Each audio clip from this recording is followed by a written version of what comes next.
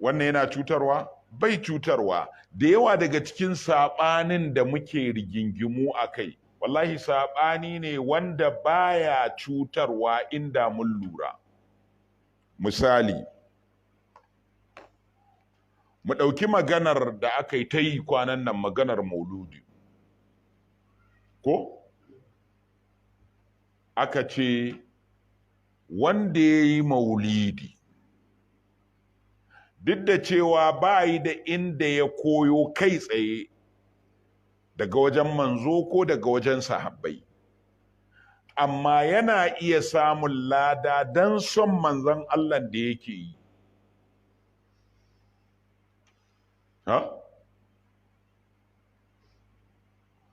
Bari yi misali da kai, dattijo ne kai mai son goro,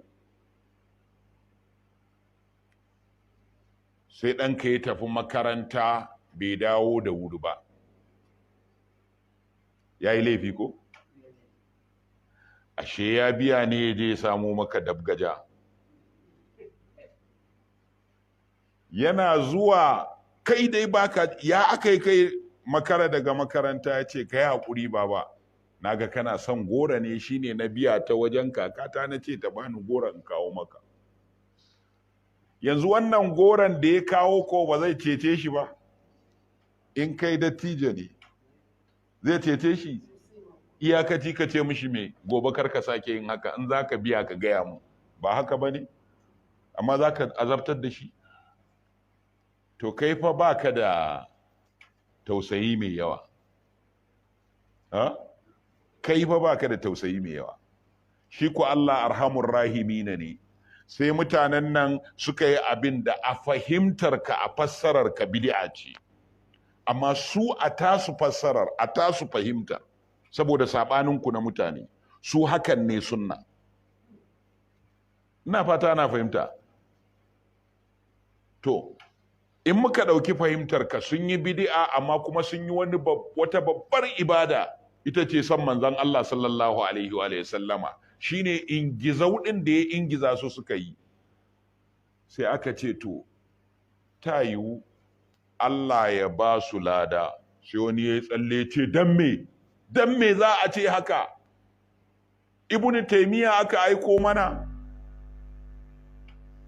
Kaga rashin mutuncin namu har zai kai ga malamin da jiya muke kafa hujja da shi, yau mun zo mun ce tun da ya faɗi abin da ba mu gane ba ko abin da muka saba da shi, to shi ma yanzu a shi ɗin me? Rashin tarbiya, rashin daraja ɗan adam, rashin daraja waɗanda Allah ya daraja, ya zama wai shine tsarin ahlus sunna a yanzu. Har wani sai ya ce maka da kayi motsi sai ya ce to ai wane ba ahlus sunna bane. To bari in gaya maka gaskiya, duk wanda ka ji yana cewa wane ba ahlus sunna bane, to yana nufin ba ahlus sunna lidda'awati wal jihadi bane. Ba sunan boko haram ba kenan? Ai sunan boko haram kenan. Ahlus sunnati lidda'awati wal jihadi. Ko ba sunan su ba kenan? To ai ba mamaki kaga mutum ya cika zazzankewa yana rashin mutunci saboda dan boko haram ne shi. Allah tabaraka wa ta'ala ya shirye mu, Allah ya sa mu zauna lafiya. To shikenan Usmanu dan Affan shine halifan manzon Allah sallallahu alaihi wa sallama na nawa? Na uku. Amma a tsarin ahlus sunna, banda a tsarin shi'a. Ina fata ana fahimta. A tsarin shi'a, Aliyu ɗan Abi Talibin shine halifan manzo sallallahu alaihi wasallama na farko kuma wasiyin shi,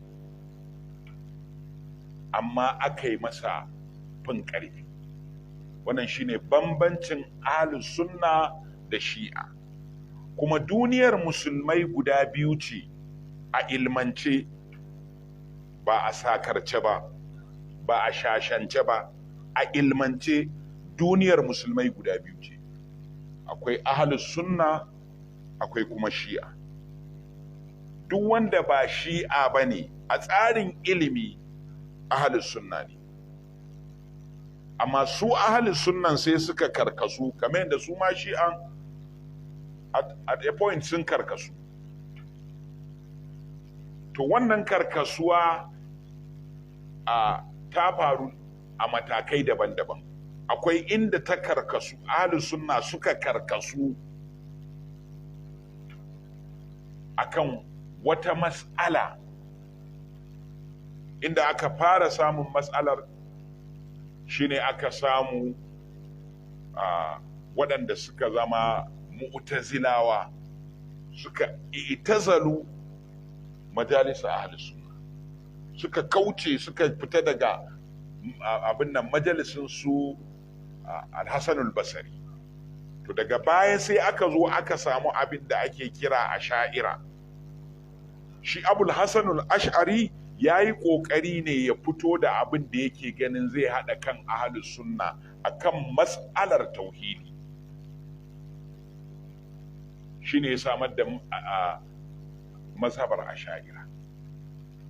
Wannan abubuwa ana faɗa muku ne domin ku gane cewa saɓani asali ne a cikin al'umma, dole ne a same shi, sai dai kullum akwai wanda ya yi daidai, akwai wanda bai yi daidai ba. Kana iya cewa kai ne kai daidai, to amma wane ne ya yi alƙalanci a tsakaninku da kai da kasminka? Kai ne mai alƙalanci kai da kanka? Da kai ake jayayya kuma kai ne alƙali? Wannan wani irin son zuciya ne. Ai dole sai an samu mai alƙalanci a tsakaninku. To kuma duk wanda aka kawo ya yi alƙalanci a tsakaninku zai iya zama bai cika sharuɗan ya yi alƙalancin ba, saboda kowane ɓangare na iya tuhumansa da rashin adalci. To abin da ya kamata ku yi shine ku yi haƙuri ku zauna da junanku lafiya. Ku yi haƙuri ku zauna da junanku lafiya. Ku yadda da cewa za ku iya tafiya tare da saɓanin. Ba iyakaci a ce wannan yana wazifa ba ne kai ba ka yi, to ya yi wazifarsa. Amma idan ya gama, in za a yi wani aikin da ba na wazifa ba ku yi tare. Iyakaci ka ce wannan yana ɗariƙa, in yana ɗariƙarsa ka ƙyale shi ya yi tun da kai ba ka yi, amma ku haɗu ku yi wani aikin da yake ba na ɗariƙar ba. Akwai abubuwa da yawa da suke gaban misali, don Allah idan Allah muke wa kashe-kashen nan da ake yi a cikinmu, ko ba a cikinmu ake kashe-kashe ba, don Allah bai kai mu yi haƙuri da junanmu, mu ajiye saɓanin nan a gefe, mu zo mu tattauna ya za a yi a samu kashe-kashe, a daina kashe-kashe ba. To yanzu sai ka samu wani ya ce maka ai abin da yasa ake kashe-kashen ma dan ana bid'a ne. Shi kaga ya sha gaban Allah, ya je yana gaya wa abin da yasa Allah ya kawo kaza. Alaikumus salam.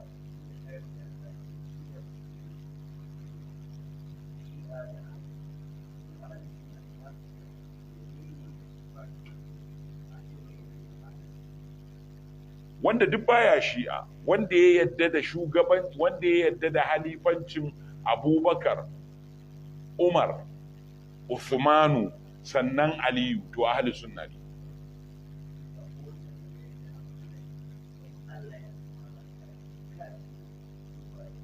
Sufaye ahli sunna ne a ilmanci, ba a shashance ba, shi yasa na yi dan toge. Bambanci ne a tsakaninsu da waɗanda ba ahlus sunna mutasawwifa da ahlus sunna gairu mutasawwifa. Shi yasa na ce maka idan ka ga wani ya cire su, to shi ahlus sunna ne lidda'awati wal jihad, dan boko haram ne. Dan idan ka bashi wuka zai yanka sufi saboda bai bi shi ba, ba shine boko haram ba? in ba ka kafurta mutum ka cire shi daga cikin al'umma ba, ya za a yi ka yanka shi? Ai takfir ne. Allah ya sa mu dace. Saboda haka shi Usmanu dan Affan yace annan nabiyya sallallahu alaihi wa alihi wasallama qala, manzon Allah tsira da amincin Allah su ƙara tabbata a gare shi yace laysa libni adama haqqun fi siwa hadhihi al-khilas. Wato shi dan Adam bai da wani haƙƙi. Ana ku akwai fi? Laisa libni adama haqqun siwa hadhihi al-kisal. Yawwa, wato dan Adam bai da wani haƙƙi fi siwa hadhihi al-kilas, in ba a cikin waɗannan kisal ba, waɗannan abubuwa da za a ambata ba. Na ɗaya, baitun yaskunuhu, gidan da zai zauna a ciki. Dan Adam lallai ne ya samu gida da zai zauna a ciki. Yana daga cikin sa'adatul muslim ma, jin daɗin musulmi a ce yana da gida wasi'un mai yalwa, wanda ɗakin ka daban, na yara daban, na yara maza daban, na yara mata daban, na matakka daban, naka daban.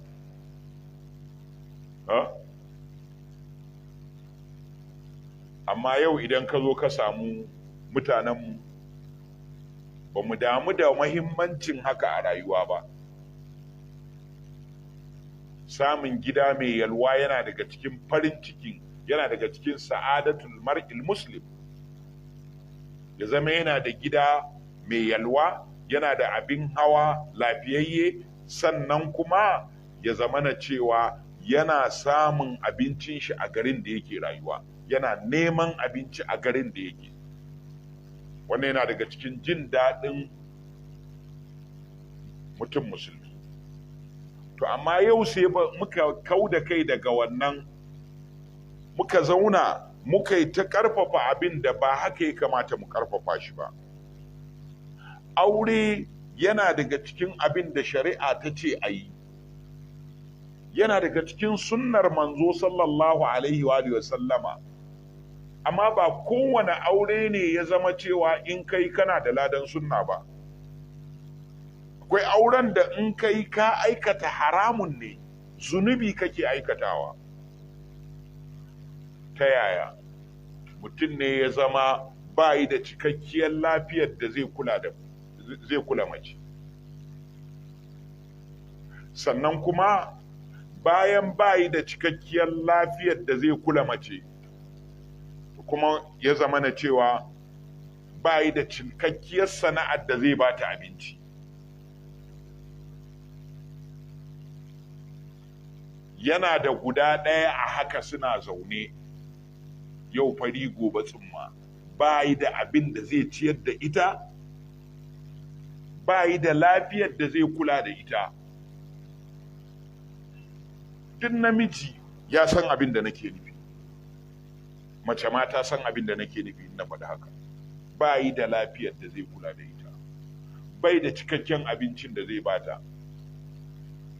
Ana nan sai wani ya ji tausayin shi, ya ce ala gafarta malam, zo mana na fitar da zakka ga 200,000. Kawai sai ya ce maka ai aure zai kara. Ta gidan fa yanda ka san tana zaune akan allura haka take. Da ya zo ya kirga wannan 200,000 an ce nashi ne wannan, to yana zuwa masallaci, kofar masallacin aka zauna a wajen hira ko teburin mai shayi, ce haba mutum ya ta zama da mata ɗaya sai ka ce fasto. Tsakani da Allah ba haka ake faɗa ba. Sannan sai ya ƙara maka da cewa ai mai mata ɗaya ba adali ba ne. Da wannan ya sa muka dinga koyar da rashin tarbiyya a cikin gidajenmu ba mu sani ba. Mu ajiye yara ko dai ya zamana cewa suna gararan ba tsakanin wannan gida da wancan gida. ba wurin kwana a gidansu ko kaza da kaza. Dole fa sai mun gyara irin wannan. Allah tabaraka wa ta'ala ya sa mun dace.